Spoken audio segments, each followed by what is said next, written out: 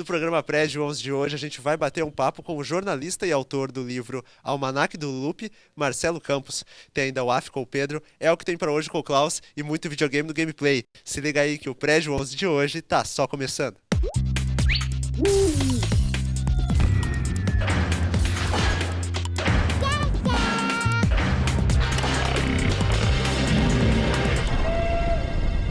Boa tarde para você aí de casa. Hoje eu recebo aqui no estúdio o jornalista e autor do livro Almanac do Loop, Marcelo Campos.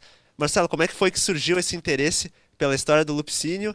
Uma boa tarde para ti e seja bem-vindo ao nosso programa. Obrigado pela oportunidade. Essa história minha com o Lupicínio, que eu que não conheci o Lupicínio, né, pessoalmente, ele é um personagem que vinha aparecendo muito nas pesquisas que eu costumo fazer, né? Que tem geralmente como foco Porto Alegre Antiga e seus personagens. Então eu posso dizer que de 10 anos para cá, nos trabalhos que eu tenho feito, eu vinha recolhendo bastante material sobre o Lupicínio, sabendo que um dia alguém, ainda que não eu, precisaria disso e faria alguma coisa com o Lupicínio, porque estaria se aproximando já o centenário, que foi em 2014, e ao mesmo tempo os 40 anos da morte do Lupicínio. E é um personagem que eu sempre achei fascinante e que ao mesmo tempo eu sempre notei que se falava muitas coisas desencontradas sobre esse personagem. E ao mesmo tempo é um trabalho muito difícil porque a gente está tratando de um personagem que já tem 40 anos de morte e 100 do nascimento, então é muito difícil conseguir pessoas vivas que tenham convivido com o Lupicínio, 10 anos de pesquisa e uma redação de 1 ano desse livro. E por que a escolha de um almanac e não uma biografia? A opção por almanac foi basicamente por 2 motivos, né? Um conceitual e um técnico. O motivo técnico foi que a gente tinha um prazo muito curto, porque o convite foi feito no início do ano de 2014, quando era o centenário do Lupicínio, e com entrega desse livro à prefeitura no aniversário do Lupicínio, que era em setembro, né? Então, menos de 1 ano para escrever um trabalho que tinha demandado 10 anos de pesquisa. Mas, independente disso, eu imaginei que esse livro, até por conta do público-alvo dele, que tem muita pessoa já de idade mais avançada, pessoas que não estão habituadas a ler, e por conta também do material visual que eu tinha, a gente chegou num consenso de que com uma boa diagramação se podia fazer um almanac, um formato mais dinâmico, sem prejuízo ao conteúdo, né? Então, na verdade, eu poderia tranquilamente tirar todas as ilustrações e fazer algumas adaptações de texto e transformá-lo numa narrativa contínua, né? Como são os outros livros que eu já publiquei. Então é uma leitura muito dinâmica, né, e que acaba favorecendo todo tipo de leitor, todo tipo de idade, pessoas menos alfabetizadas, mais alfabetizadas, pessoas mais habituadas a ler, né? E inclusive ele traz uma coisa engraçada que é o seguinte: ele é um livro feito tanto para quem não faz a menor ideia de quem seja Lupicínio, quanto para quem jura que sabe tudo sobre Lupicínio, né? As duas vão se surpreender com esse almanac. Tem muita imagem também no almanac? Esse almanac tem muita imagem porque ele contou com a colaboração da família do Lupicínio, na figura do seu filho, o Lupinho, né? Ele nos cedeu vários materiais de arquivo. Eu também tinha muita coisa, consegui outras coisas com pessoas ligadas à história do Lupicínio e muitas imagens de época, reprodução de jornais onde o Lupicínio foi notícia. Eu trago também, isso também é usado como imagem, porque o livro não tem CD, né? Eu trago muitas reproduções e descrições de discos, inclusive alguns dados como perdidos ou até desconhecidos da própria família, discos que tiveram uma tiragem pequena e que passaram meio que batido, né? Porque o Lupicínio teve uma faceta, além de compositor, entre tantas outras, que é a faceta de intérprete. E essa faceta de intérprete foi sempre muito questionada, principalmente em Porto Alegre, né? O Lupicínio no Rio de Janeiro fazia sucesso não só como compositor, quando ele ia para São Paulo ou Rio, ele era um cantor muito disputado, né? E aqui em Porto Alegre ninguém levava a sério ele, às vezes nem ele mesmo. O gremista compôs o hino do Grêmio, né, em 1953, um ano antes da inauguração do Estádio Olímpico. Então o Lupicínio tinha uma história muito ligada com o Grêmio e que também foi alvo de muito questionamento. Como que um artista negro e ligado à música popular e ao povão, né, não era torcedor do Inter, que sempre teve fama de ser o clube do povo, e sim do Grêmio, né? Então ele vai inclusive escrever, e vai ser também outra faceta dele, ele vai escrever colunas em jornais justificando essas escolhas. Então o bacana desse livro é isso, ele traz esse personagem multifacetado pela primeira vez, detalhado aprofundadamente, e não é uma obra definitiva, ela está aí aberta para que qualquer outra pessoa possa escrever outra também, e eu mesmo vou ter o maior prazer em colaborar com isso, mas eu sei que é muito difícil alguém ter conseguido tanto material, demandaria no mínimo mais de 10 anos para que alguém recolha tanta coisa assim, né, sobre o Lupicínio e se debruce sobre o personagem, e eu também acabei tendo sorte no meu trabalho em pesquisar outros assuntos que me levavam ao Lupicínio também, né? E é interessante porque o Lupicínio também, no final da vida, ele vai ter uma redescoberta pela própria juventude e principalmente pela nova geração da MPB nos anos 70, que era os baianos e os cariocas, né? Enquanto que em Porto Alegre, por exemplo, nos anos 60, o Lupicínio, sofrendo concorrência com todos esses gêneros que estavam surgindo, o rock, a bossa nova, ele vai ser uma figura quase que esquecida, muitas vezes, né? Se não esquecida, pelo menos não tão valorizada quanto antes. Mas o fato é que ele, principalmente depois da morte dele, em 74, e isso a gente tem já 41 anos, ele nunca deixou de ser notícia, né? O Lupicínio experimentou algo raro, que é o fato de que muitos artistas, depois da sua morte, experimentam aquele pico de valorização. Ele é falado no Faustão, ele é falado no Fantástico, ele é falado nos programas de todas as televisões, e depois ninguém mais lembra dele. E o Lupicínio não, ele sempre foi lembrado, não só pela mídia, mas pelos amigos que faziam shows dedicados a ele. Então, a gente vai ter uma série de discos gravados após a morte do Lupicínio. Até hoje tem pessoas que gravam discos inteiros dedicados à obra do Lupicínio. Então, é um personagem, ele é certamente o maior compositor popular, nascido no Rio Grande do Sul, e ao mesmo tempo ele não faz música identificada com o Rio Grande do Sul. Ele, nesse aspecto, ele é um artista muito mais carioca do que gaúcho, né? Embora tenha composto músicas regionalistas, poucas, mas muito marcantes, né? Então é um personagem muito contraditório, fascinante nas suas contradições e nas suas coisas que ele falava sobre ele mesmo. A, amanhã ele dizia B, ele ajudava a alimentar essa lenda, né? E eu sempre menciono como um dos assuntos que eu desmistifico quando o pessoal pergunta, tá, mas o que tu tem para desmentir da história do Lupicínio? Eu sempre menciono como exemplo o fato de que o próprio Lupicínio, ele contribuiu durante muito tempo para espalhar uma versão que não tem o menor fundamento, né, de que as obras dele teriam feito sucesso no Brasil todo e até fora do Brasil por conta dos marinheiros que vinham a Porto Alegre, que aprendiam as músicas dele nos cabarés e nas casas noturnas e depois voltavam com elas na ponta da língua, né? Então, não só na pesquisa sobre o Lupicínio, mas principalmente nos dois livros anteriores que eu fiz, um eu publiquei sobre o Alcides Gonçalves, que foi o primeiro cantor a gravar o Lupicínio, é um cara daqui de Porto Alegre, e sobre o Johnson, que foi um pugilista e cantor, que foi o melhor amigo do Lupicínio.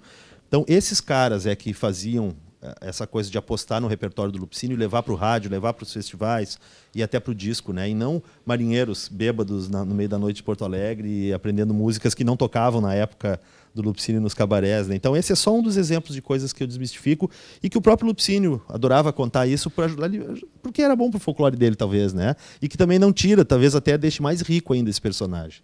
E entre todas essas facetas dele, como é que foi a relação do futebol? Eu sei, inclusive, que o Lupicínio chegou a ser meia. O Lupicínio ele se criou num bairro extinto e que há um projeto hoje em tramitação em Porto Alegre para que se volte a denominação de Ilhota, né? Que é o bairro ali na divisa entre a Cidade Baixa e o Menino Deus. E esse bairro ele era ilhota porque ele tinha o desenho de uma pequena ilha e porque ele alagava mesmo, né? E ali era uma efervescência muito grande de cultura, de música, de samba, de carnaval e de futebol. E o Lupicínio, conta-se que ele, jovem, ele era um ótimo meia-direita, né, nos times de vários ali da região, mas que ele nunca foi adiante. Aí a paixão pelo Grêmio, né, que o Grêmio tinha um hino que não tinha feito muito sucesso, até que a direção do Grêmio convida ele em 1953 para compor o hino. Ele fez isso em 1 ou 2 dias e já foi gravado e mostrado para a torcida, e aí foi considerado um hino muito pé quente, porque já estreou com uma vitória do Grêmio sobre o Aimoré por 2-0, então... em meio a uma greve de bondes, que acabou influenciando também o bordão do Até a Pé Nós Iremos, né? E o Lupicínio, segundo consta, nunca ganhou nada por isso. Ele ganhou uma cadeira no Olímpico quase um ano depois, e nem foi ele que pediu, foi um amigo que interpelou a direção do Grêmio questionando como é que o autor do hino não tinha uma cadeira. E consta também que ele nunca teria usado essa cadeira porque ele gostava mesmo era de ficar na geral, né? E é engraçado porque a música o hino do Grêmio é não só uma das mais, mas é provavelmente, eu trato isso no livro, como a composição do Lupicínio mais executada de todos os tempos, né? Porque ainda que ele tenha músicas que fazem parte ainda hoje do repertório de qualquer artista, ou até das pessoas, do povo, ele tem essa característica de tocar em qualquer ocasião, né? Ele toca em qualquer situação que tenha um jogo do Grêmio, tem uma chamada de jogo do Grêmio na TV, o hino toca, e segundo consta, ele nunca ganhou nada por isso. Isso torna ainda outra história muito fascinante. Marcelo, e sobre essa questão da dor de cotovelo, como é que foi que surgiu isso? Muita gente acredita que o Lupicínio tenha sido o inventor da dor de cotovelo, o que não é verdade, né? A gente precisa, primeiro, antes de qualquer outra coisa, detalhar explicar para as pessoas algumas coisas, né? O gênero musical dor de cotovelo ele não existe, né? Se trata com esse nome, mas na verdade a dor de cotovelo ela é um nome genérico que se dá para músicas que tem como tema o sofrimento de amor, a desilusão amorosa, e que 99% das situações são músicas no formato samba-canção. Então é aquele samba de andamento mais lento, que trata de questões, geralmente 99,9% são amores mal resolvidos, né? E a expressão dor de cotovelo, ela recebeu essa denominação porque ela lembra não uma dor necessariamente física, mas sim aquela sensação do cara que ficou o dia inteiro com os cotovelos, a noite inteira com os cotovelos apoiados em cima da mesa, curtindo uma fossa ali, bebendo, fumando e em bares, né, curtindo a sua desilusão amorosa. Ele não foi o inventor do termo e há muita controvérsia. Na verdade, é muito imprecisa a origem do termo e quem que criou isso e quem que foi o inventor disso. O fato é que o Lupicínio, ao mesmo tempo que ele não é o inventor disso, deram a ele esse título, ele é certamente o rei da dor de cotovelo, no sentido que ele é o principal representante desse gênero, né? Que musicalmente, é isso que eu queria explicar, musicalmente ele não existe enquanto estrutura melódica ou rítmica, né? Mas ele é uma forma de conteúdo, que geralmente é um samba-canção que fala de amores mal resolvidos, né? Ou que não aconteceram ou que aconteceram e não deram certo. Marcelo, tenho certeza que tem muitas outras histórias que a gente ainda ficaria horas e horas aqui contando. Muito bacana mesmo o seu trabalho, parabéns pela iniciativa de construir esse livro. Gostaria de agradecer também a tua presença aqui no Prédio 11. Claro. Sucesso para ti e sucesso também para o Almanac do Lupe. E fico sempre à disposição para uma conversa, dentro do possível, né? Porque a gente tem essas agendas corridas sempre. E quem tiver interesse em adquirir o livro pode entrar em contato comigo pelo telefone 9833-0162 ou pelo e-mail jornal26@gmail.com. Galera, se você curtiu o programa de hoje, não esquece de se inscrever lá no nosso canal do YouTube e de curtir a nossa página no Facebook. A gente vai agora para um pequeno intervalo e na volta tem os nossos quadros. Não sai daí.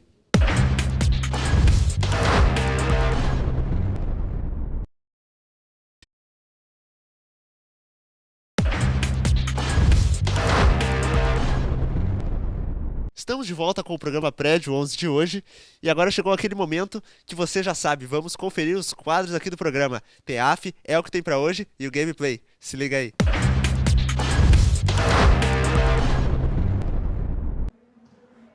Senhoras e senhores, está começando o AF. E na semana que passou, nós tivemos as festas de São João, que é a única festa que consegue rivalizar com o carnaval na cultura brasileira. Todo mundo fantasiado de caipira, dançando a quadrilha, tem fogueira montada, soltando balões. Não façam isso. E que símbolo maior dessa caipirice toda do que o Jeca Tatu? E quem melhor do que Mazzaropi para personalizar esse Brasil rural? Pois é, Amácio Mazzaropi, nascido em São Paulo, mas criado no interior, pode ser considerado como uma espécie de Chaplin brasileiro. O cara começou a carreira artística dele num circo, mas foi o cinema que deu fama. Além de atuar, ele produzia e distribuía seus filmes. Claro que o que deu fama a ele foi o seu personagem caipira em filmes que retratam como era o Brasil naquela época.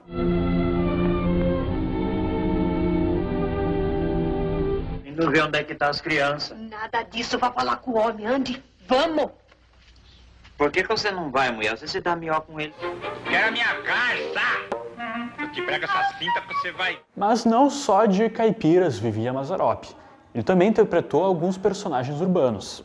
Hoje eu sinto a força de um leão, saber do time que eu quero ver. Filho de um italiano com uma portuguesa, Mazzaropi também retratou as comunidades de imigrantes que naquela época recém tinham chegado no Brasil. Que eu fiquei rico à custa de vocês? Dizem não, é que o que passou, passou. Mas que o senhor roubava, fui empregado seu. Seu Fufuca, este é um assunto muito sério. Eu sou assim, goste de mim quem quiser. Quem não quer gostar de mim, não gosta porque não quer. Bom, Mazzaropi foi um cara que lutou muito pelo cinema nacional e eu poderia ficar até amanhã falando sobre o legado que ele deixou. Agora vamos falar sobre os eventos. Amanhã tem strike, na opinião, com os ingressos a partir de R$80. Para quem está sem grana, Tem a exposição fotográfica Fotografias para Imaginar, que está no prédio da prefeitura, bem aí no centro de Porto Alegre. A exposição vai ficar até o dia 31 de julho e a entrada é gratuita. Bom, galera, o tempo acabou. O AF vai ficando por aqui. Fui!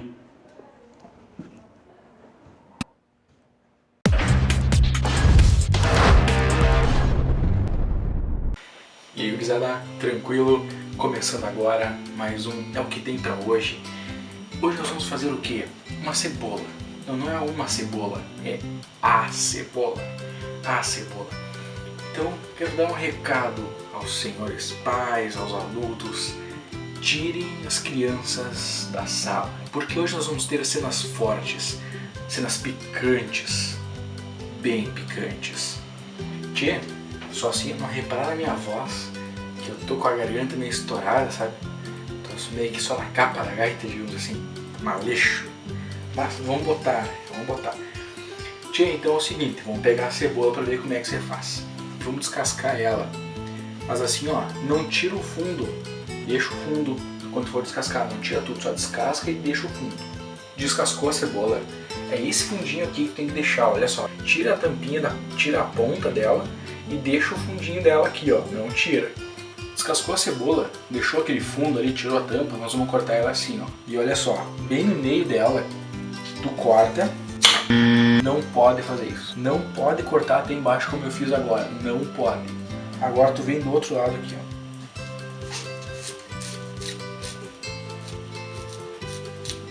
ó. Assim que tem que ser. Olha só.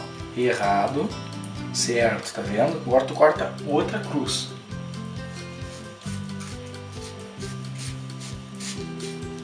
Beleza, cortou ela. Olha como é que ela fica, ó. Ela fica se abrindo já. Tchê, quanto maior a cebola, melhor, tá? Quanto maior, melhor. Se tiver com cebolão, perfeito, melhor ainda. Pegou a cebola, descascou, deixou o fundinho, cortou em cruz 2 vezes, que nem tu corta uma pizza mais ou menos, sabe? Mais ou menos isso aí. Aí tu vai pegar a cebola e vai colocar numa bacia com água por 24 horas na geladeira. Olha como é que ela ficou, olha só. Tri bonita, né? Olha só, lindaça. O próximo passo, tu pega leite e dá um banho na cebola, olha só. Tia, agora é o seguinte, tu vai pegar uma vasilha, pegou a vasilha, vai colocar umas 5 colheres de farinha de trigo. 5 não, 4. Vai pegar páprica doce, que de doce não tem nada, viu? E bota umas 2 colheres de sopa. Nosso próximo ingrediente, pimenta. Não bota demais se não for bengala. Colocou tudo, aí tu vai dar uma mexida. Tchê. Um pouquinho de sal.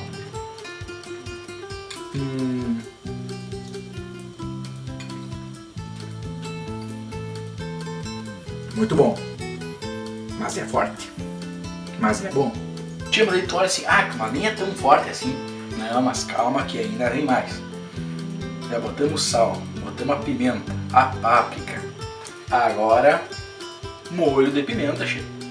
Pega a nossa querida cebola e taca. Sem medo de ser feliz. Sem galo. O próximo passo, tu pega a cebola, larga dentro do negócio aqui, ó. E, ó. Fez essa primeira mão, aí tu pega e larga mais leite em cima da cebola. Deu um banho de leite, volta para a farinha. Terminamos com a cebola, pega a panela, bota azeite até que cubra a cebola, tá bom? Esquenta bem o azeite e larga a cebola dentro. Tchê, o negócio parece meio violento, mas não é. Chama tuas parcerias e mostra que tu é galo, faça a receita aí, que é de primeira, o pessoal vai gostar, tu vai ver. E olha só, outra pessoa que vai gostar é meu pai. Paizão, faz aí e me diz o que tu achou. Tchê, o azeite já tá quente. Vamos meter essa belezinha lá dentro então, vamos ver o que vai acontecer.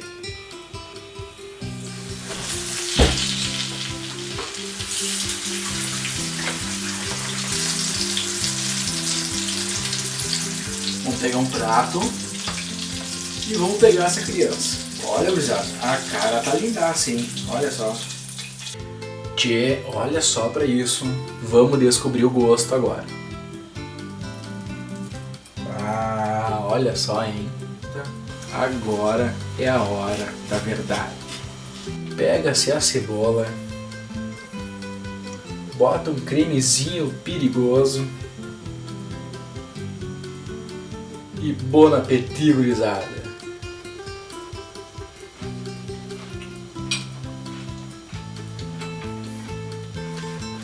Che, faz, chama tuas parcerias, mas só os galos, hein, porque é forte, mas é bom. Bueno, ficamos por aqui, é o que tem pra hoje, até a próxima. Naquela mistura que nós fizemos de primeira, com pimenta e um pouco de farinha, pode estar o frio que for, com tanta pimenta que pode sair correndo pelado na rua que não dá nada.